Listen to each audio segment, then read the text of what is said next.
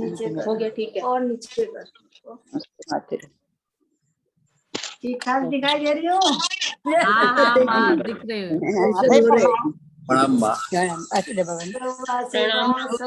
सबको बहुत बहुत शुभ आशीर्वाद और मकर संक्रांति की बहुत बहुत बहुत शुभ आशीर्वाद। नया उत्तरायण शुरू हुआ है, आज भी है सुबह सुबह। मकर संक्रांति का आप सब लोगों को बहुत बहुत शुभकामना। धन्यवाद। मकर संक्रांति में भगवान उत्तरायण में आते हैं और उत्तरायण में आने के बाद दो मार्ग हमारे शास्त्रों में बताए गए, एक दक्षिणायन, एक उत्तरायण। दक्षिणायन का मार्ग वो है जिस मार्ग से जाने के बाद वापस लौट के आना पड़ता है, कर्म का मार्ग। दूसरा मार्ग है निवृत्ति का मार्ग, उत्तरायण का मार्ग, जिस रास्ते पर चलने के बाद फिर लौट के आदमी को आना नहीं पड़ता, वो उत्तरायणी मार्ग कहलाता है। तो सूर्य उत्तर की गति की ओर होते हैं, उत्तराभी, इसलिए उत्तरायणी का पर्व उसे मनाया जाता है। पूरे भारत में मनाया जाता है, किसी न किसी नाम से, अलग अलग नाम से यह पर्व मनाया जाता है। इसलिए आप सब लोगों को उत्तरायण की शुभ शुभकामना, सब आशीर्वाद, सब स्वस्थ रहो, आनंद में रहो, निरोगी रहो, भगवती कृपा बनाए रखे, यही सबके लिए शुभ आशीर्वाद, शुभ आशीर्वाद सबको। रुमाल देना माता जी प्रणाम। शुभ आशीर्वाद बहुत बहुत, जोशी जी बहुत बहुत शुभ आशीर्वाद सबके लिए। सभी से निवेदन है म्यूट कर लें अपने आप को। बहुत बहुत शुभ आशीर्वाद। माँ प्रणाम। माँ शुभ आशीर्वाद बेटा, बहुत बहुत शुभ आशीर्वाद, शुभकामना। कल माँ रात को पहली बार मैंने किया। अच्छा किया बेटा, रात। अच्छा, बहुत ही अच्छा अनुभव था माँ। मैंने कहा सुबह आपको मैं बताऊंगी।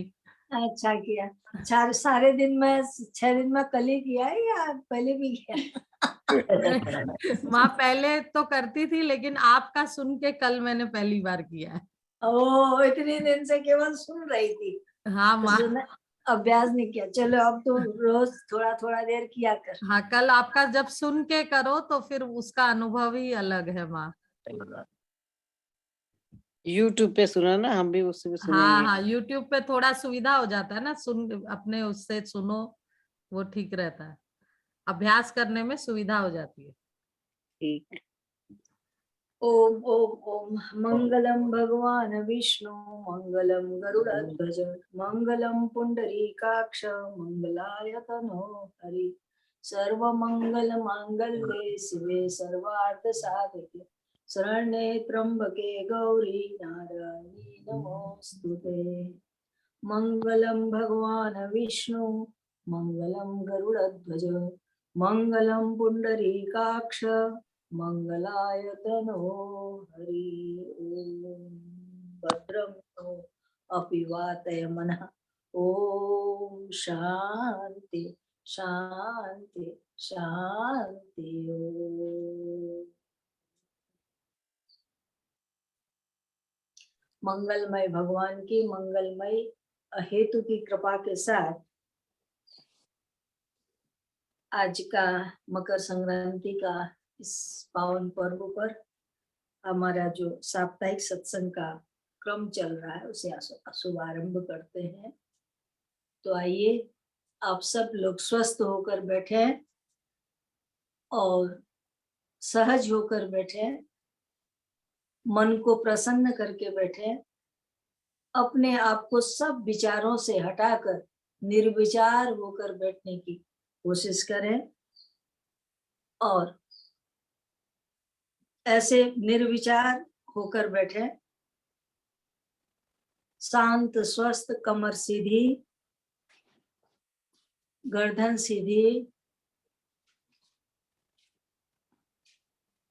सुखासन पर बैठे, ज्ञान मुद्रा बनाएं। दोनों घुटनों के ऊपर हाथ रखें और अंगूठे से तर्जनी उंगली को, अंगूठा ऊपर तर्जनी उंगली नीचे, अंगूठे की नीचे की जो पहली रेखा है उसे उस तक तर्जनी उंगली जाए। फिर शांति से बैठे। अपनी चित्त की वृत्तियों को सब ओर से एकाग्र करने के लिए, हटाने के लिए ओम का उच्चारण करें।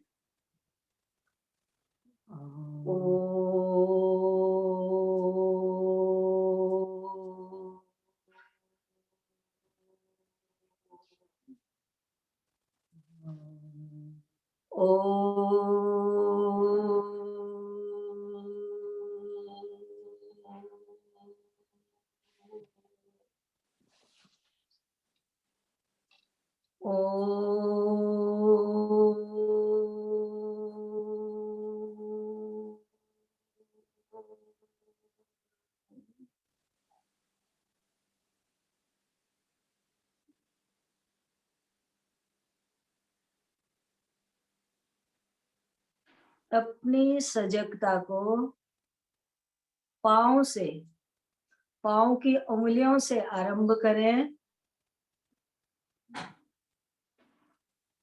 ऐसा महसूस करें कि धीरे धीरे आपकी प्राण शक्ति पांव की उंगलियों से होती हुई पिंडलियों से ऊपर घुटनों के साथ जंघा की ओर बढ़ती आ रही है।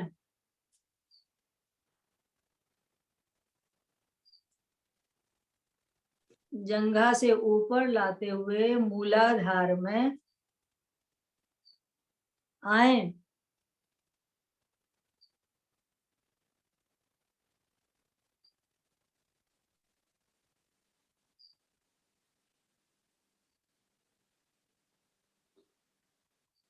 मूलाधार में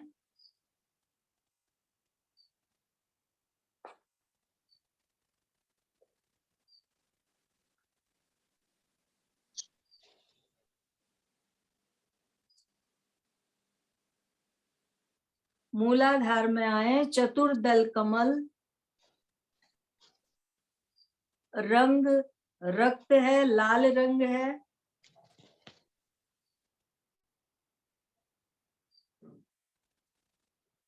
पृथ्वी तत्व है, लम बीज है,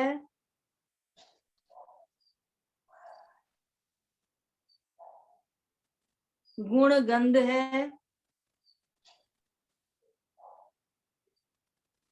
ज्ञानेन्द्र नासिका है, कर्मेंद्र गुदा है, भूलोक है, चतुष्ट कोण है और इसका फल आरोग्य है। मूलाधार में लाल रंग का लम बीज है, चतुर्दल कमल है। कमल की पंखुड़ियां खुली हुई हैं।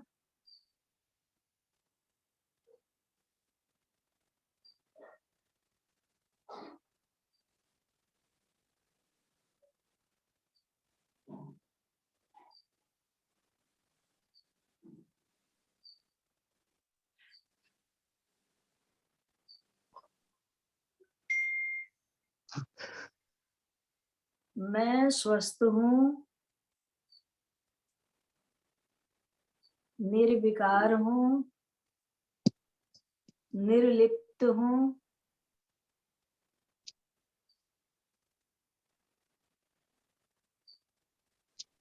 प्रबुद्ध हूँ,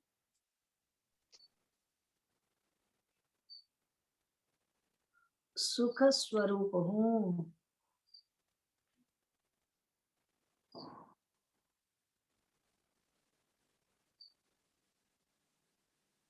मूलाधार से ऊपर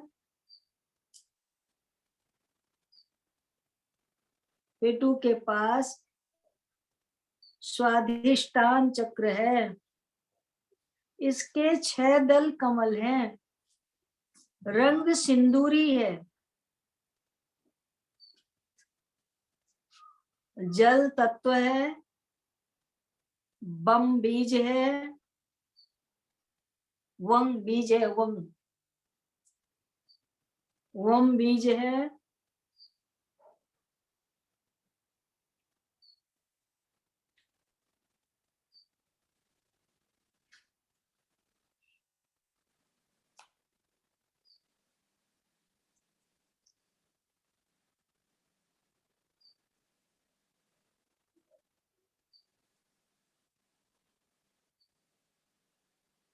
स्वादिष्टान चक्र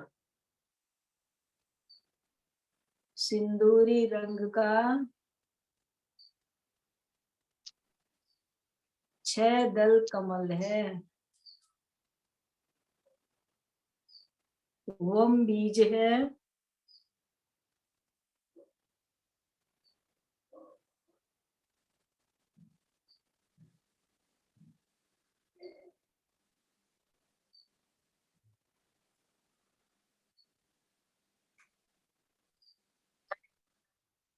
इससे थोड़ा ऊपर आओ, नाभि के मूल में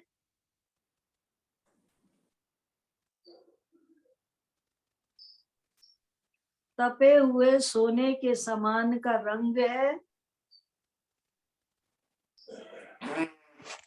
10 दल कमल है, अग्नि तत्व है, रम बीज है,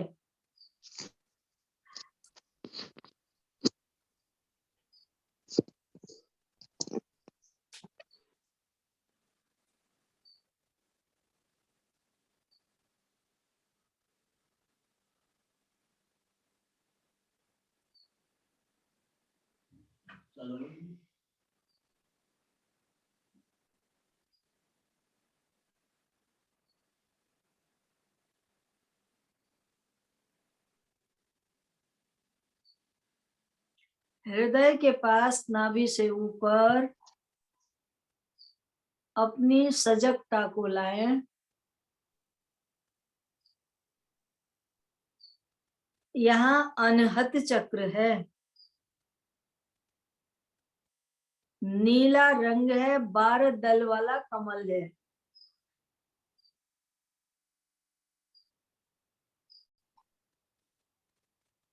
नीला रंग है, 12 दल कमल है,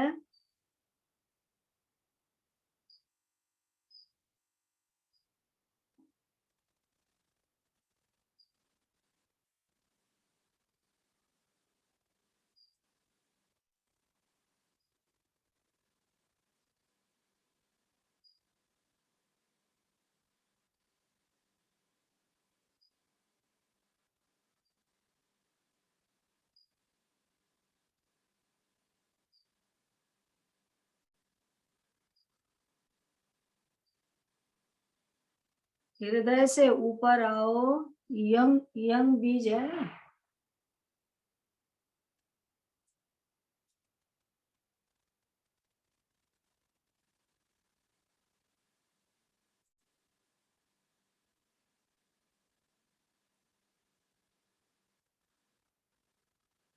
इससे ऊपर आए,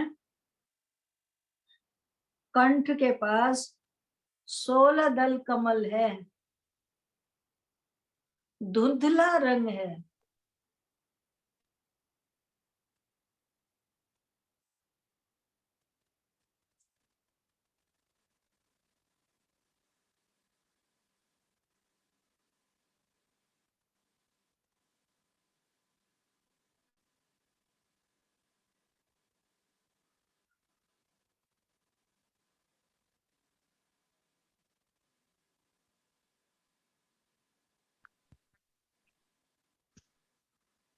इससे ऊपर धीरे से अपनी सजगता को लाएं, कंठ से ऊपर आज्ञा चक्र,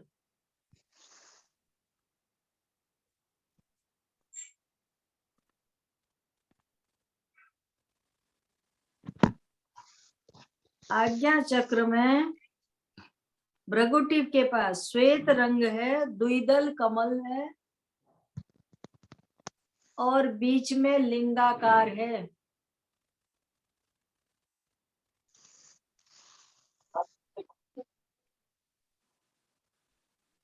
ओम बीज है।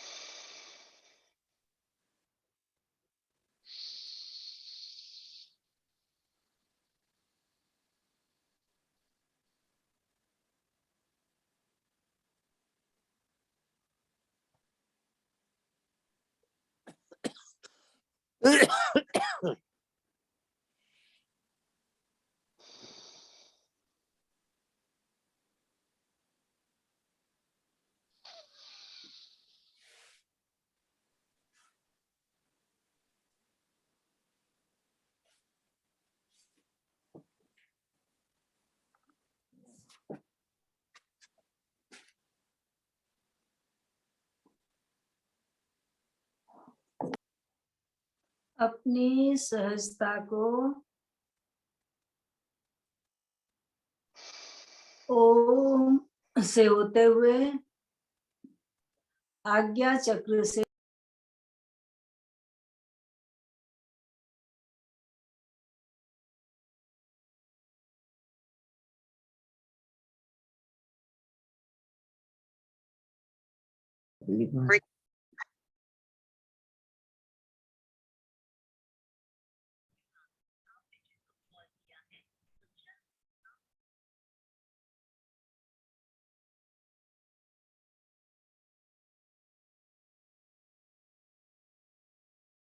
माता जी की आनी चाहिए।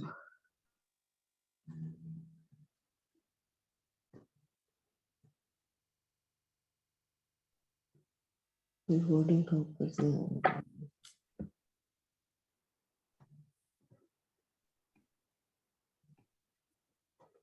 उनकी भी आ जाएगी। चलो देश राज की आ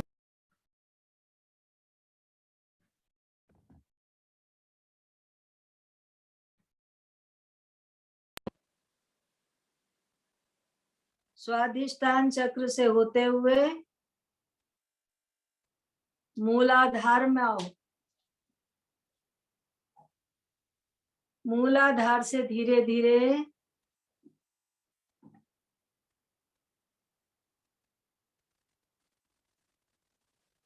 जंघाओं में, घुटनों में, फिर पिंडलियों में, फिर पाँव में, फिर पांव की उंगलियों में, इससे बाहर निकलकर पुनः ओम का उच्चारण करो। ओ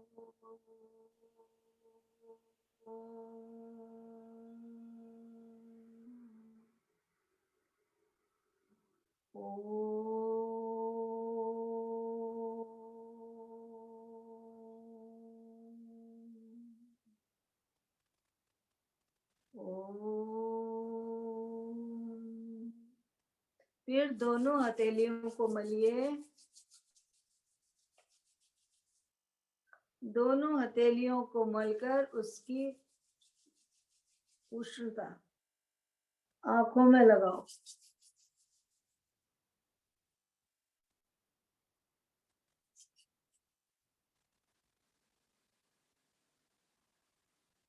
इस क्रम से ध्यान करना है।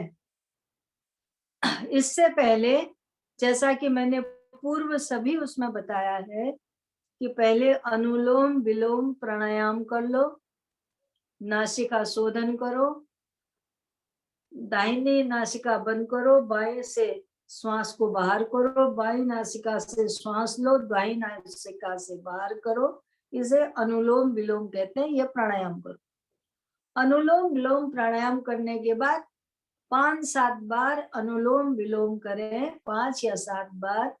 फिर 5 या 7 बार भ्रामरी प्राणायाम करो।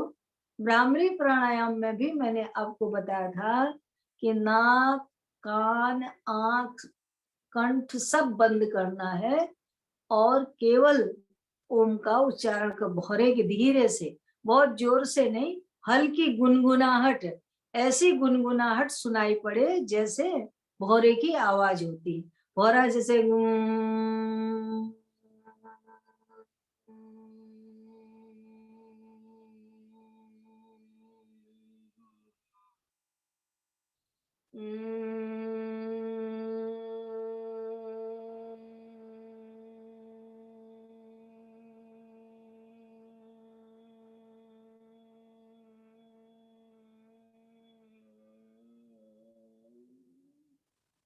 इस गुनगुनाहट में अलग अलग अक्षर जैसे अ, उ, म, 3 अक्षर अलग करने हैं, एक ही नहीं, ओम नहीं करना है, तीनों अक्षर अलग करने। अ, उ, म अलग कर लो, तीनों ओम का संधि विच्छेद कर तीनों अक्षर अलग करें, उनको फिर आप उच्चारण करें। नाक कान बंद करके अच्छी तरह से, नासिका बंद हो, आंख बंद हो, अंगूठे से कान बंद हो और जिह्वा तलवे की तरफ मुड़ी हुई हो। अब ऐसे करके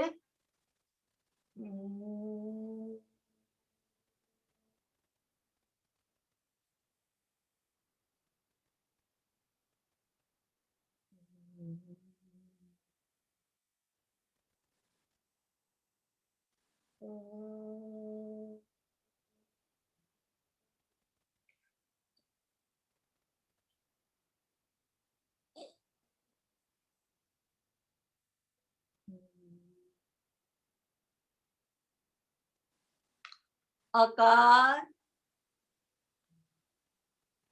उकार, मकार, ये 3 शब्द हैं। अकार, उकार और मकार। अ, उ, म, ये 3 अक्षर अलग अलग हैं। इन तीनों अक्षरों से, अ से भगवान का आकार, ये तीनों अक्षर तीनों रूप में सत चित आनंद स्वरूपमय है और सृष्टि उत्पत्ति स्थिति है। और ये जो त्रिगुणात्मक सृष्टि है, सत रज तम, ये तीनों गुण हैं। वेद त्रय है, 3 शक्तियां हैं, ज्ञान शक्ति, क्रिया शक्ति, प्राण शक्ति। तो ये सारी जो शक्तियां हैं, ये त्रिगुणात्म का प्रतीक है ओम। इसलिए इसको 3 शब्दों में अ, उ, म, नाभि से एकदम उच्चारण करते हुए कंठ से इसको 3 बार, 7 5 7 बार ओम का उच्चारण करें और ध्यान करें, इसमें उसका भ्रामरी प्राणायाम करें, और प्राणायाम करने के बाद फिर आप ध्यान में बैठे। जैसा जो क्रम बताया है जिसको कहते हैं चक्र सहित ध्यान, 60 चक्र मैंने, और 7वां चक्र होता है सहस्रार्थ, जो ब्रह्म रंध्र में यहाँ होता है। इसकी मैं चर्चा नहीं कर रही हूँ कि क्योंकि मुझे मालूम है कि तुम लोगों के सब पता होता है माँ को कि मेरे बछड़े के मुंह में कितने दांत हैं।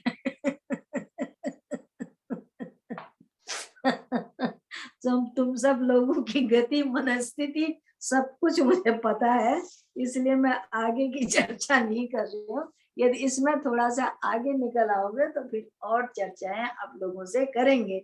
इतना भी यदि आप लोग करेंगे तो मुझे बहुत प्रसन्नता होगी। प्रतिदिन करो और फिर कुछ उसमें आप लोगों को सफलता मिले, आगे की तरफ बढ़ो, तो तब मैं जाके और आपसे इस विषय में चर्चा करूंगी। तो ये तो रहा। अब आओ गीता का, मैंने कहा था मैं बैठे हुए कल सोच रही थी यदि मैं पूरी गीता तुम लोगों को सुनाऊं एक एक श्लोक करके तो बहुत लंबा, और 700 श्लोक है। इसलिए गीता में ये कुछ तो है नहीं कि इसके बाद ये कहानी, इसके बाद ये कथानक तो है नहीं। ये तो गीता एक दर्शन है, गीता एक चिंतन है।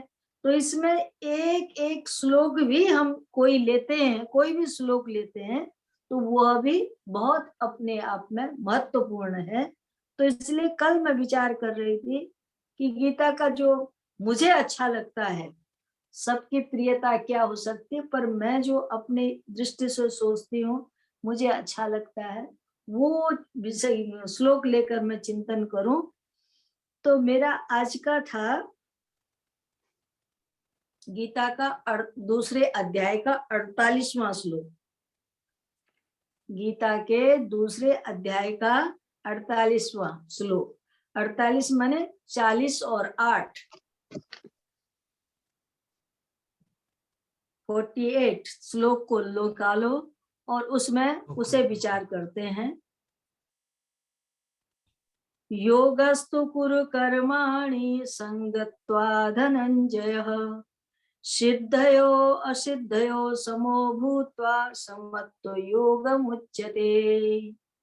इसका वो है, योगस्तु कुरु कर्माणि संगत्वा धनंजय, सिद्धयो असिद्धयो समो भूत्वा समत्व योगमुच्यते। धनंजय नाम अर्जुन का है। धनंजय एक हमारी 10वां प्राण शक्ति होती है जो ब्रह्मरंध्र में रहती है, उसको भी धनंजय कहते हैं। वैसे तो 5 प्राण कहा गया है और 5 ही उपप्राण होते हैं, जिनमें से 10वां जो प्राण है उसका नाम है धनंजय। धनंजय प्राण हमारे ब्रह्मरंध्र में अर्थात सहस्रार्थ में रहता है, इसीलिए उसको धनंजय वायु भी कहते हैं। और धनंजय का दूसरा अर्थ होता है जो अच्छा सा धन इकट्ठा कर सके। भगवान महाराज युधिष्ठिर को यज्ञ करने का बहुत ज्यादा शौक था। उन्हें समय समय पर बहुत सारे उन्होंने यज्ञ किए थे। तो यज्ञ में आप लोगों को मालूम है कि धन की बहुत आवश्यकता पड़ती है। तो उन यज्ञ के लिए धन एकत्र करने का काम अर्जुन किया करते थे, इसलिए उनको धनंजय भी कहते हैं। योगस्तु कुरु कर्माणि संगत्वा धनंजय, हे धनंजय योग में स्थित होकर केवल ईश्वर के लिए कर्म करें। योग में स्थिर होकर केवल ईश्वर के लिए कर्म करना है। योगस्तु कुरु कर्माणि संगत्वा धनंजय, योग युक्त होकर, योग में स्थिर होकर। योग का मतलब होता है बिल्कुल बीच,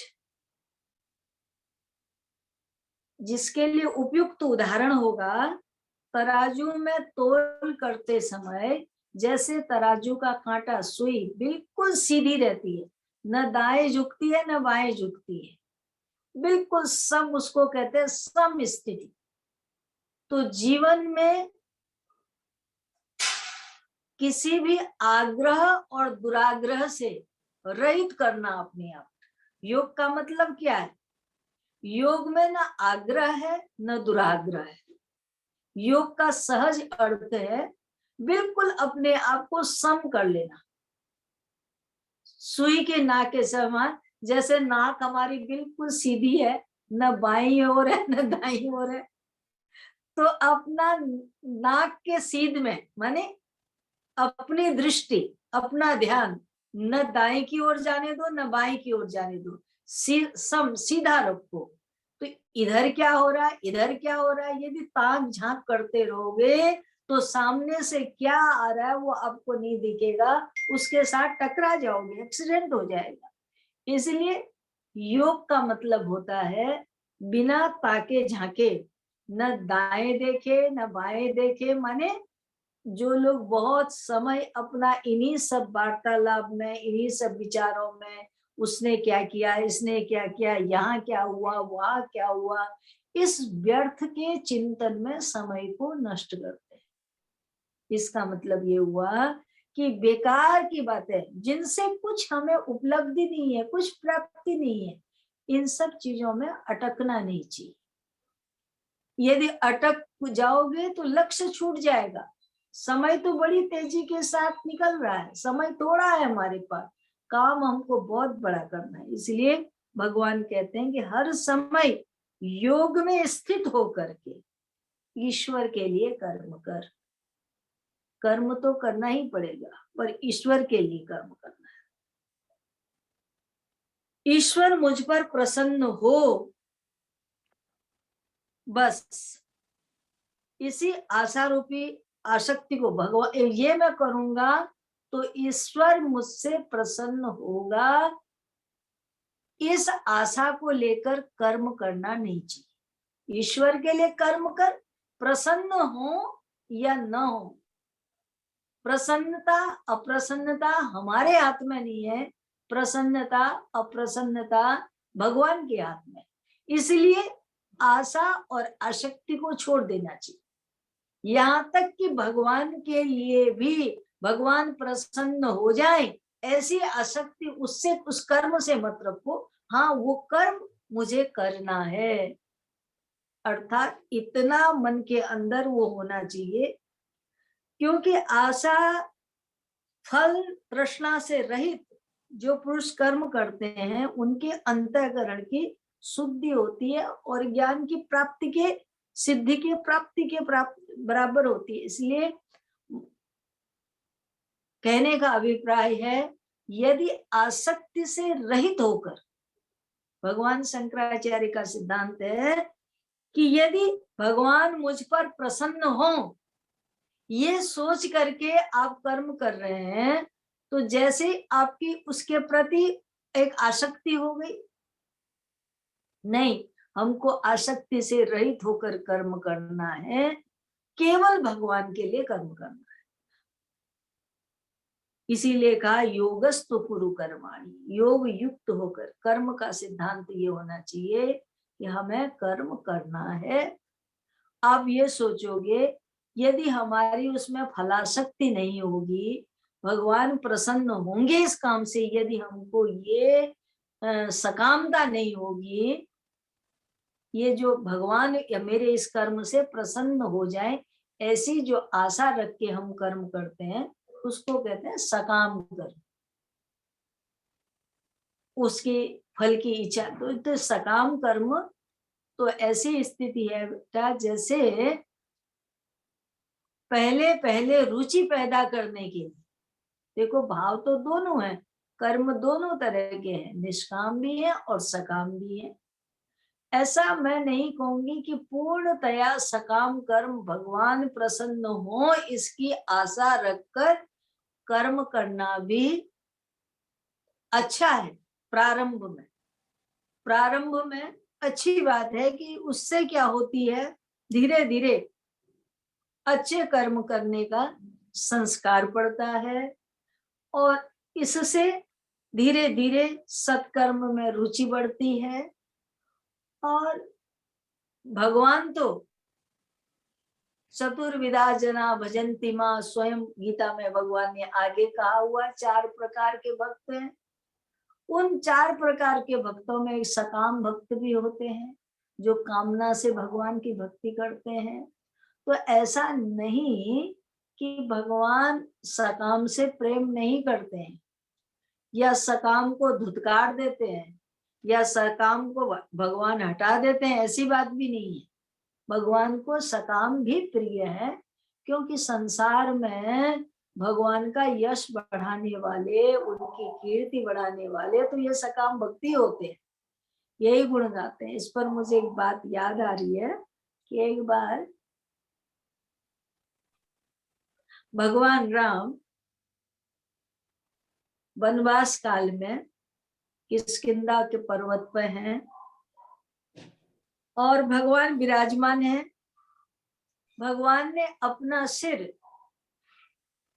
सुग्रीव की गोद में रखा हुआ है और पांव में हनुमान जी बैठे हुए हैं चरणों में। इस मुद्रा में भगवान राम विश्राम कर रहे थे। देखकर बड़ा आश्चर्य हुआ।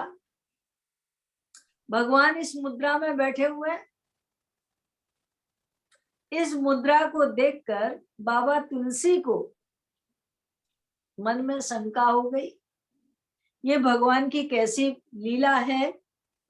सुग्रीव तो भगवान के सकाम भक्त हैं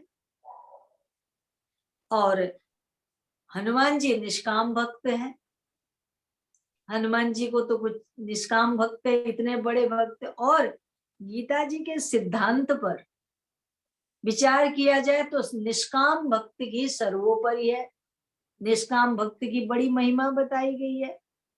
तो भगवान का ये क्या क्या लीला है, चलो उन्हीं से समझा जाए, उन्हीं से पूछा जाए। कवि कुलचूड़ामणि स्वामी तुलसीदास जी महाराज का भाव है कि उन्होंने भगवान से ही प्रश्न कर लिया, पूछ लिया, कहा प्रभु ये कैसी लीला है आपकी। निष्काम को तो आपने शरणों में बिठा रखा है, सकाम को आपने अपने सिर के ऊपर, अपनी सिर ही उसकी गोद में रखा हुआ है। तो भगवान मुस्कुराते हुए बोले कि जो निष्काम है उसे तो कुछ चाहिए ही नहीं, वो तो निष्काम ही है। और जो सकाम है ये भक्त भी मुझे बहुत प्यारे हैं। बोले क्यों प्यारे हैं? कि संसार में मेरा यश बढ़ाने वाले, मेरा गुणगान करने वाले, मेरी महिमा को मंडित करने वाले और मेरा प्रचार प्रसार करने वाले, ये जितने भी हैं सब सकाम है। अर्थात जो भगवान के, अरे वहां गए थे, उस मंदिर में गए थे, देखो वहां तो बड़ी सिद्धि है, बड़ा, और जो जाओ उस मंदिर में तुरंत मनोकामना पूरी होती है। और वहां उस जगह में जाओ तो वहां तो माता एकदम फल देती। इतने लोग, कोई वैष्णो देवी भाग रहा है, कोई शाकुंभरी भाग रहा है, कोई ज्वालामुखी भाग रहा है, कोई हनुमान जी के भाग रहा है, कोई शंकर जी के भाग रहा है। इतने जो तीर्थ करने के लिए भागते हैं ना लोग, तो इनका पीछे उद्देश्य क्या होता है?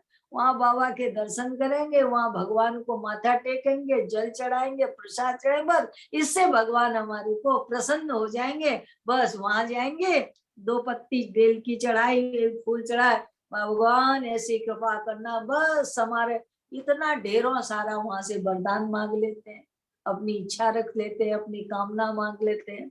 और भगवान ऐसे दयालु है कि वो पूरी भी कर देते हैं। तो अरे वहां गए थे, वहां बस हमने भगवान के मंदिर में मांगा था, देखो घर आते ही हमारी बातें पूरी हो गई, हमारी इच्छाएं पूरी हो गई, हमें फल मिल गया, हमें ये हो गया। तो वो सब एक से दूसरे से, दूसरे से तीसरे से बस उसका प्रचार करते, प्रसार करते, भगवान की जय जयकार करते, उनका समय निकलता है, चिंतन समय बढ़ता है आगे को। तो कहने का अभिप्राय मेरा था, संसार में जो जय जयकार करने वाले होते, जय जय करने वाले, ये सब भगवान के सकाम भक्त होते हैं। इसलिए ये भी कोई बुरी बात नहीं है, भगवान के प्रति लोगों का आकर्षण बढ़ता है, प्रेम बढ़ता है, भगवत चरणों की ओर बढ़ने की आदत बढ़ती है। और जब धीरे धीरे धीरे धीरे इस मार्ग पर आगे बढ़ते बढ़ते वो आगे निकलेंगे, तब उनको निष्कामता का भी पता चल जाएगा, निष्कामता क्या होती है। और धीरे धीरे उससे उसको विरक्ति होगी, भगवान के चरणों में अनुरक्ति होगी।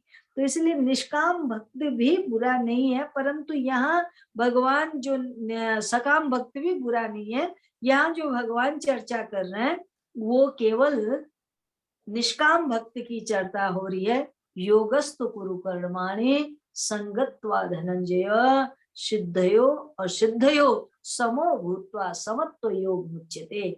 योग कई प्रकार का है, ध्यान योग भी है, जप योग भी है, द्रव्य योग भी, ध्यान योग है, जप यज्ञ है, हठ योग है, क्रिया योग है, ज्ञान योग है, ये सब राज योग है। और जो हम कर रहे से सहज योग, चक्र योग कहते हैं, ये भी योग है।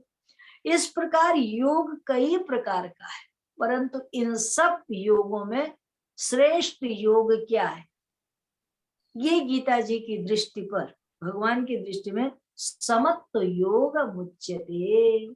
सब योगों में श्रेष्ठ योग है जिसने अपने जीवन में समता को अपना लिया है।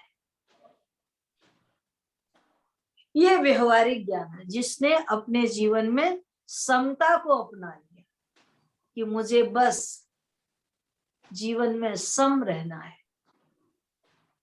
कुछ मिल गया तो उछल गए खुशी से, कुछ नहीं मिला तो हम निराश होकर के रोने लग गए, एकदम मोह बना लिया। कभी सिद्धि में, सफलता में हर्षित हो जाना और असफलता में, निराशा में डूब जाना, ये समत्व योग नहीं है। जीवन में आशा निराशा, उपलब्धि अनुपलब्धि, हर्ष और शोक, जीवन के जो द्वंद्व हैं, कभी सुख कभी दुख, कभी मान कभी अपमान, कभी आदर कभी निरादर, कभी वो मिलती, घृणा मिलती है, नफरत मिलती है, तिरस्कार मिलता है, कभी बड़ा बड़ा सम्मान मिलता है। सम्मान मिला तो बहुत खुश हो गए और निरादर मिला तो बहुत दुखी हो गए। बस इन दोनों चीजों को जिसने अपने जीवन में बैलेंस करना सीख लिया है, वो सबसे बड़ा योगी है।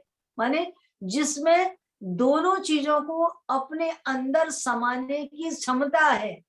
न तो वो सम्मान में फूला समा करके खुश होकर के किसी को कुछ समझता ही नहीं है, मैं तो इतना बड़ा सम्मान प्राप्त कर लिया हूं, मैं इतना बड़ा हो गया हूं, मैं ये हो गया हूं, ये हम, उसके अंदर अहंकार आ जाए, वो भी नहीं है। और उसका निरादर हुआ तो बस मुझे इस तरह से अपमानित कर दिया गया, लज्जित कर दिया गया, मैं बहुत ग्लानि महसूस करना अपने अंदर, अपने आप में बहुत शोक मगज हो जाना, ये सब चीजें भी नहीं होनी चाहिए। मनुष्य जीवन समत्व जीवन होना चाहिए। मनुष्य के जीवन में सबसे बड़ी बात है कि समत्व को अपनाना। दोनों परिस्थितियों में जिसने अपने आप को बड़ी गंभीरता के साथ दोनों चीजें अपने अंदर समा लेता है और उसका किसी भी प्रकार से चित्त पर उसका कोई प्रभाव पड़ने नहीं देता, वही समत्व योग है। योगस्तु कुरु कर्माणि संगत्वा धनंजय सिद्धयो असिद्धयो समो भूत्वा समत्व योग मुच्यते। सिद्धि और असिद्धि में, सफलता अथवा असफलता में, दोनों में जो सम है यही समत्व योग है। इसलिए भगवान ने कहा कि तुम योग में, सम का नाम योग है। मेरा मतलब है सम माने योग, अर्थात योग माने जुड़ना। सम व्यक्ति कब रह सकेगा, कब उसके अंदर समान सम रह सकेगा, जब वो अपने आप को संसार में रहते हुए, संसार के कार्यों को करते हुए, अपने मन को भगवान के साथ हरदम जोड़े रखने पर ही वो सम रह सकता है। अर्थात ईश्वर बुद्धि, जिसको मैं कहूंगी ईश्वर बुद्धि होने पर, जब तक ईश्वर बुद्धि नहीं होगी तब तक सम नहीं रह सकता। इसलिए ईश्वर बुद्धि का नाम ही समयोग है। अपनी बुद्धि को हमेशा ईश्वर पर रखकर ईश्वर के लिए ही कर्म करना, ईश्वर को बुद्धि में रख करके ईश्वर के लिए ही कर्म करना, यही समत्व योग हमें बताता है। और ऐसे माने तब ये जो कर्म, क्या कर्म, जो भी हमें कर्म करने को हमारी बुद्धि हमें प्रेरित करती है या बुद्धि में कर्म सूझता है कि हमें ऐसा करना चाहिए, बुद्धि तो अपने कर्तृत्व का बोध करा रही है और हम कहें कि नहीं, हम नहीं करेंगे। और जो सात्विक बुद्धि होगी वो हमेशा सत्कर्म के लिए ही हमें बताए प्रेरित करेगी। जो बुद्धि ईश्वर से जुड़ी हुई होगी वो कभी हमें असत कर्म के लिए प्रेरित नहीं करेगी। इसलिए बुद्धि बहुत बड़ा माध्यम है भगवान से जुड़ने का। यदि ये कहा जाए कि परमात्मा के अत्यंत सन्निकट, बहुत नजदीक कौन है, तो बोले बुद्धि। बुद्धि परमात्मा के बिल्कुल पास बुद्धि है। इसलिए बुद्धि को निष्पक्ष होना, बुद्धि को निरहंकारी होना, बुद्धि को सात्विक होना परम आवश्यक है। तो बुद्धि दो तरह की होती है, मैंने चर्चा की थी, एक सद्बुद्धि, एक असद्बुद्धि। जो सद्बुद्धि है वो ईश्वर से जुड़ी हुई बुद्धि है, जो असद्बुद्धि है वो असद्बुद्धि ईश्वर से विपेक्ष करती है, हमको ईश्वर से हटाती है, दूर फेंकती है। माया है ना, एक आवरण माया है और एक विपेक्ष जो दूर हमको फेंकती है, हवा ईश्वर से हटाती है। तो ईश्वर से हटाने वाली जो बुद्धि है ये किससे है? माया से भ्रमित होकर ये बुद्धि हमें ईश्वर से हटाती है। तो जो ईश्वर से हटी हुई बुद्धि है उसके पास तो कहाँ समय इन सब चर्चाओं को सुनने का, विचार करने का, सदग्रंथ को पढ़ने का, शास्त्र का चिंतन करने का, उसके पास कहीं समय नहीं होता। और सचमुच आप सब लोग सद्बुद्धिमान हैं, भगवान की कृपा पात्र हैं, जो प्रातः काल के समय में कुछ सत चर्चा को सुनने के लिए, गीता को सुनने के लिए, योग धर्म को, योग शास्त्र को सुनने के लिए, और हमें जीवन में जो करना है, सुनना भी है और करना भी है।